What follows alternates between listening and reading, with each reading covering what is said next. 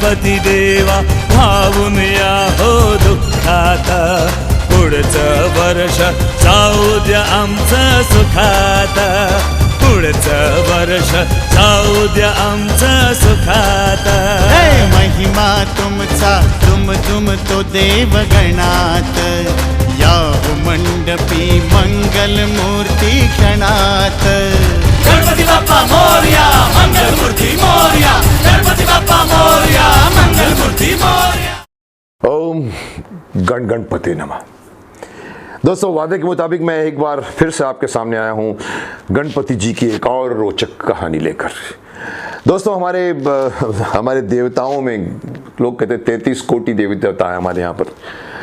33 करोड़ बोलते हैं या 33 कोटि बोलते हैं. उसमें से सबसे ज़्यादा अगर कोई कलरफुल कैरेक्टर है, लाइवली कैरेक्टर है, तो आप सभी भी जानते हैं, और वो हैं शिव जी. शिव जी के बाद में अगर किसी का नंबर आता है और रोचक कैरेक्टर, तो वो हमारे ये गणपति जी है. आइए मैं आपको एक और इनकी रोचक कहानी सुनाता हूँ. इस कहानी का नाम है कैसे बने गणेश हाथी भगवान.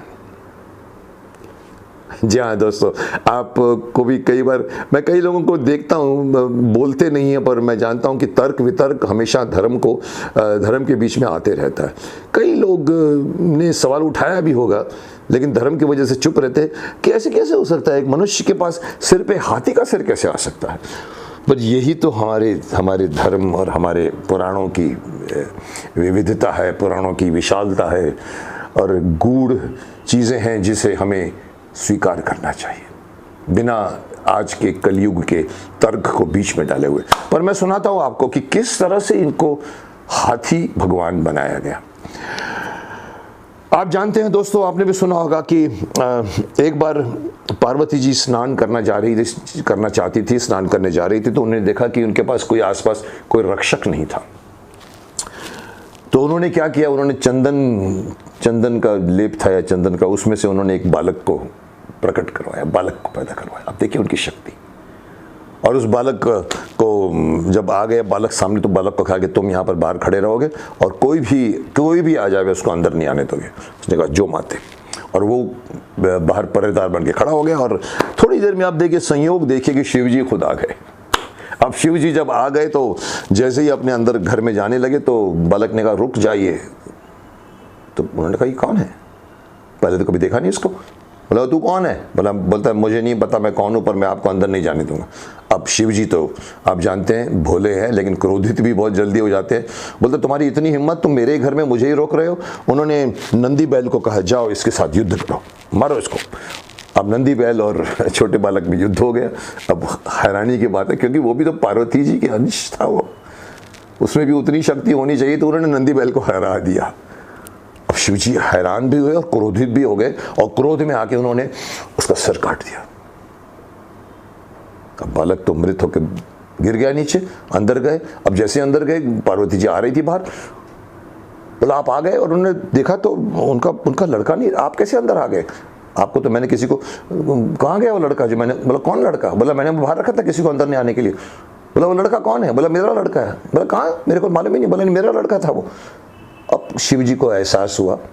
उन्होंने कहा कि अब तो मुझे तो पता नहीं, अब पार्वती जी तो पार्वती जी, नारी वृत्ति होती है, नारी तो कभी भी कुपित होती है तो कुपित हो जाती है. बोला कि आपने बहुत गलत किया, आपने, मुझे नहीं पता. आप इस अपनी शक्ति को इस्तेमाल कीजिए और इस बालक को पैदा कीजिए, फिर से जन्म दीजिए उनको. शिव जी ने कहा मैं, बोला नहीं मुझे कुछ नहीं पता, आप इसको जीवित कीजिए, अपनी सारी शक्ति लगा दीजिए. अब शिव जी ने कहा ठीक है, मैं इसको जीवित तो कर सकता हूँ, पर मैं किसी और के जीव के सिर को मुझे इसके सिर पर लगा सकता हूँ. बोला मुझे नहीं पता, आप जो कुछ करना करिए. अब शिव जी ने नंदी बैल को कहा जाओ तुम संसार में जाओ, जहाँ भी तुमको पहला कोई भी प्राणी मिले उसका सिर काट के मेरे पास लेकर आना. अब नंदी बैल गए. अब जैसे गए तो अब इत्तफाक देखिए कि सबसे पहला प्राणी उनको एक हाथी मिला. अब आदेश था शिव जी का, चाहे बात अच्छी या बुरी कुछ भी, पर आदेश था. उन्होंने अब देखो उसकी भी किस्मत है, मैं समझता हूँ. कोई लोग कभी कभी इसको इंटरप्रेट करते हैं कि कैसे मार सकता है वो हाथी को, ये तो हिंसा हो गई. पर अगर आप गूढ़ में जाएं तो आपको पता होना चाहिए हर चीज़ के पीछे भक्ति होती है. हर चीज के पीछे उसके कर्म होते हैं। हो सकता है कि उस हाथी के कर्म थे जिसके वजह से उसका सिर जाकर गणपति जी को लगा। इससे बड़ा भाग्य और क्या हो सकता है? क्या कर्म किए होंगे उसने? तो हर चीज के पीछे कुछ ना कुछ पुरानी कनेक्शंस होते हैं जो हम प्राणियों को नहीं पता चलता। इसलिए इसको उस एंगल से मत देखें कि क्यों किसी का सिर काट दिया। अब वो सिर जब लेकर आए तो शिव जी ने उसको फटाक से उस बालक के सिर पर रख दिया और देखिए फटाक से जुड़ गया। देखो उस जमाने में भी शल्य क्रिया होती थी। आज हम कहते हैं हमने शल्य क्रिया का आविष्कार किया। अब देखिए गणपति शिव जी ने अपनी शक्ति से, और वो बालक जिंदा हो गया और फिर सामने खड़ा हो गया। इस तरह से उस को हाथी का सिर मिला और शिव जी ने उनका नाम रखा गणेश। और सारे देवी देवता ने कहा था कि अब कोई भी कार्य हम शुरू करेंगे तो हम इस बालक के नाम से शुरू करेंगे। इसलिए हमेशा बात आती है शुभस्य शीघ्रम, तो इनका नाम आता है और कहते हैं कि गणपते नमः। तो ये थी आज की इंटरेस्टिंग कहानी। गौर कीजिए और एंजॉय कीजिए। नेक्स्ट टाइम एक और कहानी लेकर आऊँगा मैं। गणपती देवा भावून या हो दुःखात, पुढचं वर्ष जाऊ द्या आमचं सुखात, पुढचं वर्ष जाऊ द्या आमचं सुखात।